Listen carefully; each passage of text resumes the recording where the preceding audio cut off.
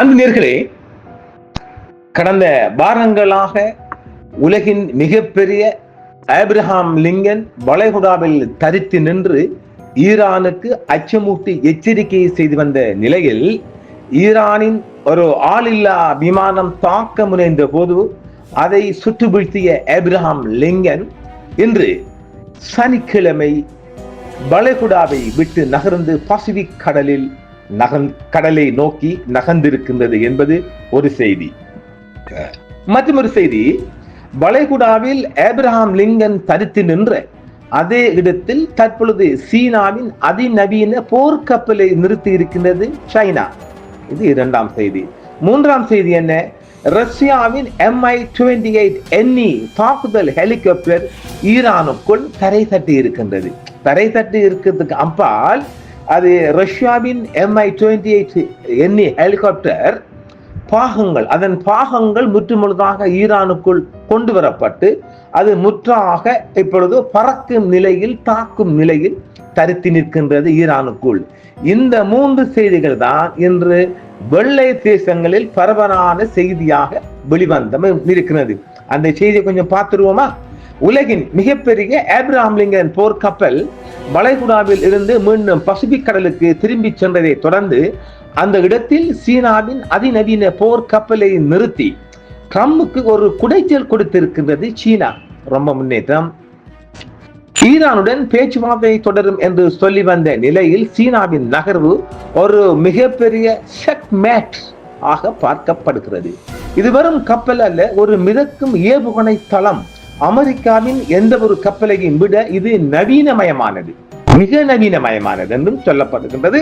இதில் 112 செங்குத்து ஏவுகணை குழாய்கள் VLS உள்ளன. இது வான்வழி தாக்குதல், ஏவுகணை தடுப்பு என அனைத்திலும் பயங்கர கில்லாடியா.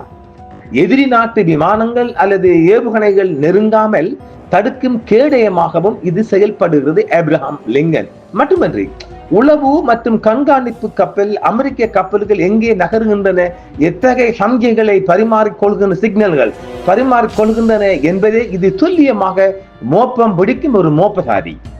அமெரிக்கா ஈரானை அச்சுறுத்தி கொண்டிருக்கும் இவ்வேளையில் சீன கப்பல் அங்கே நிற்பது என்பது ஈரானுக்கு ஒரு பெரிய தார்மீக பலத்தையும் உளவு தகவல்களையும் இன்டெலிஜென்ஸ் ஷேரிங் வழங்கும் என்றும், அமெரிக்கா ஒருவேளை தாக்க நினைத்தால் சீன கப்பல்கள் அங்கே இருப்பது ஈரானுக்கு அமெரிக்காவுக்கு பெரிய முட்டுக்கட்டாக இருக்கும் என்றும், வெனிசுலா எண்ணெய் வரத்தை தடைப்பட்டுள்ள நிலையில் ஈரானிலிருந்து வருவதும் தடைப்பட்டால் சீனாவின் நிலை மோசமா அடைந்துவிடும் என்பதால் யாம் இருக்க பயம் என்று சொல்லும் அளவுக்கு கூட்டாளியை நண்பேண்டா காக்க வந்திருக்கிறான் சீனா. காக்க நான் காக்க வந்திருக்கான் வந்தான். சீனாவின் 80% எரிசக்தி தேவை என்பது இந்த வழியாகவே வருகிறது. நாம் ஏற்கனவே சொல்லி இருக்கிறோம். வளைகுடா சந்தியில், அதாவது ஜலச்சந்தியில் மிக அதிகமாக 80% எண்ணெய் வரத்துக்களை, சீனாவுக்கான ஒயில் வரத்துக்களை இந்த ஜலச்சந்தியிலிருந்து தான் போகின்றது. ஆக ஜலச்சந்தி ஒன்று நாம் நேற்றும் சொல்லியிருந்தோம், போன வாரமும் சொல்லியிருந்தோம். ஜலச்சந்தி ஒரு போர்க்களமாக மாறினால் சீனாவுக்கான ஒயில் டிரான்ஸ்போர்ட் முற்றுமுழுதாக தடைப்பட்டுவிடும். அந்த வகையில் அமெரிக்க ஈரான் போரால் தங்களுக்கு வரும் எண்ணெய் வரத்து நின்றுவிடக் கூடாது என்பதில் சீனா உறுதியாகவும் திடமாகவும் நிற்கின்றது. சீனா தன்னுடைய முழு பலத்தையும் ஈரானின் பக்கமே பயன்படுத்த போகணும். அது அந்த நாட்டின் நன்மை கருதி, வேற ஒன்றும் இல்லை. நண்பேண்டா வேற கட்டம். ஆனால் சீனாவின் நலவு இந்த ஜலச்சந்தியிலே தங்கி இருக்கின்றது.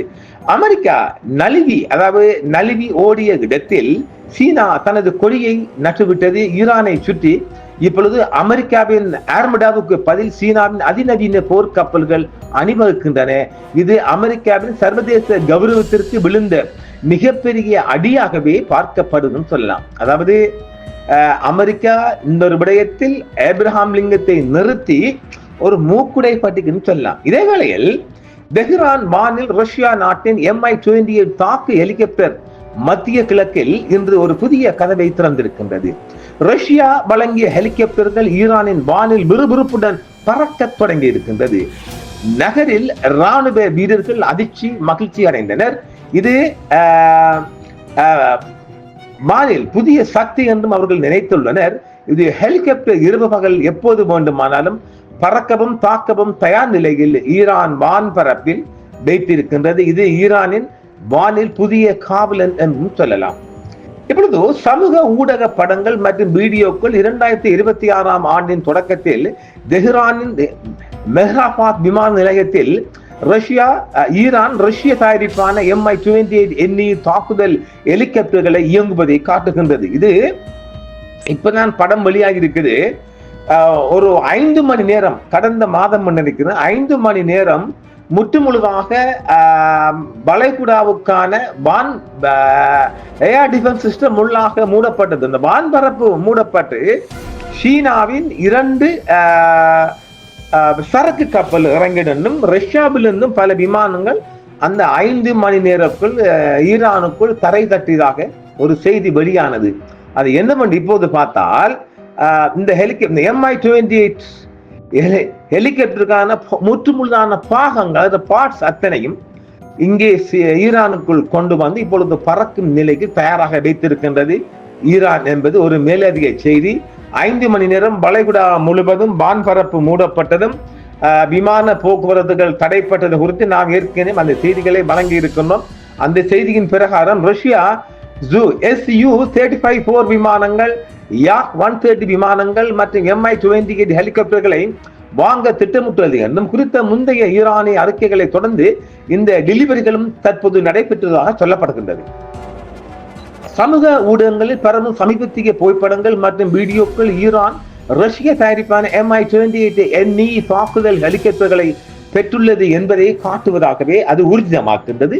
இந்த செய்திகள் விமானங்கள் தெஹ்ரானின் மெஹ்ராபாத் விமான நிலையத்தில் காணப்பட்டன என்று, மேலும் 2026ஆம் ஆண்டின் தொடக்கத்தில் தலைநகரின் மீது விமான சோதனைகளை நடத்தியுள்ளது ஈரான்.